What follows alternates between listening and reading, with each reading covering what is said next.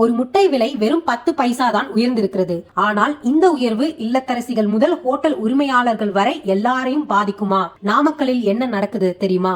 நாமக்கல் மண்டலத்தில் முட்டை விலை மீண்டும் உயர்ந்துள்ளது. இன்று ஒரு முட்டையின் கொள்முதல் விலை 10 பைசா அதிகரிக்கப்பட்டுள்ளது. தமிழகத்தின் முக்கிய முட்டை உற்பத்தி மையமான நாமக்கல் மாவட்டத்தில் 1100க்கும் மேற்பட்ட கோழி பண்ணைகள் செயல்பட்டு வருகின்றன. இங்கு சுமார் 4 கோடி முட்டையிடும் கோழிகள் வளர்க்கப்பட்டு வருகின்றன. கடந்த சில நாட்களாக முட்டைக்கான தேவை தொடர்ந்து அதிகரித்து வருவதால் விலையும் படிப்படியாக உயர்ந்து வருகிறது. வியாபாரிகள் தரப்பில் உள்நாடு மற்றும் வெளிமாநில தேவைகள் அதிகரித்ததே இந்த விலை உயர்வுக்கு முக்கிய காரணம் என தெரிவிக்கப்பட்டுள்ளது. தேவை அதிகரித்து வருவதால் வரும் நாட்களிலும் முட்டை விலையில் மேலும் மாற்றம் ஏற்பட வாய்ப்புள்ளதாக சந்தை வட்டாரங்கள் கூறுகின்றன. முட்டை விலை இன்னும் உயரும்னு நீங்க நினைக்கிறீங்களா? உங்கள் கருத்தை கமெண்ட்ல சொல்லுங்க.